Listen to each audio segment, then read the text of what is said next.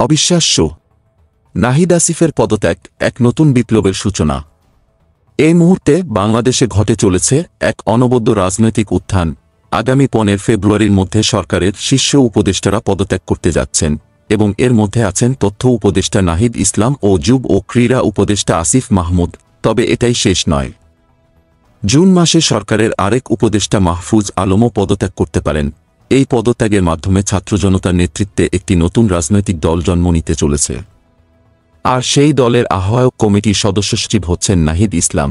আর দলের গঠনতন্ত্র তৈরির কাজও চলছে রীতিমতো গোপনে। এদিকে বিএনপি মহাসচিব মির্জা ফখরুল ইসলাম আলমগীর ঘোষণা করেছেন, যারা ছাত্রদের প্রতিনিধি হয়ে সরকারের অংশ, তাদের নেতৃত্বে রাজনৈতিক দল গঠন করা মেনে নেওয়া হবে না।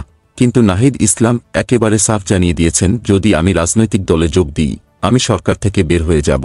এখন পুরো দেশের রাজনৈতিক অঙ্গন উত্তাল। জাতীয় নাগরিক কমিটির একাধিক নেতা জানিয়েছেন, নাহিদ ইসলাম ছিলেন সেই নেতা যিনি আন্দোলনের প্রথম সারিতে ছিলেন। তিনি ছিলেন জুলাই আগস্ট অভ্যুত্থানের এক সশক্ত ঘোষক।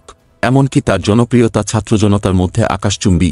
এখন জানা যাচ্ছে, জাতীয় নাগরিক কমিটির বৈঠকে বেশিরভাগ সদস্যের মতামত হল সরকারে থাকা ছাত্র উপদেষ্টাদের পদত্যাগ করা উচিত এবং তাদের নতুন রাজনৈতিক দল গঠনে নেতৃত্বে আসা উচিত।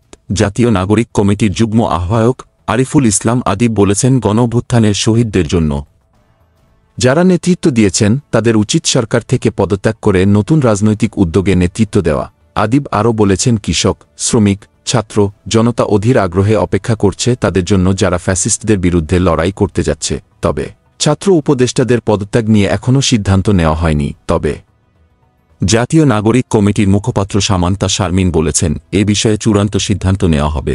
তবে যারা সরকারে থাকবেন তারা রাজনৈতিক দলে যোগ দিতে পারবেন না। আগামী 15 ফেব্রুয়ারির মধ্যে একটি নতুন রাজনৈতিক দল ঘোষণার পরিকল্পনা করছে ছাত্র জনতার সংগঠন জাতীয় নাগরিক কমিটি ও বৈষম্যবিরোধী ছাত্র আন্দোলন। তারা 24 দফার ইশতেহার প্রস্তুত করছে এবং এর জন্য 17 সদস্যের একটি কমিটি কাজ করছে। এখন বাংলাদেশে রাজনীতির নতুন দিগন্ত খুলতে চলেছে।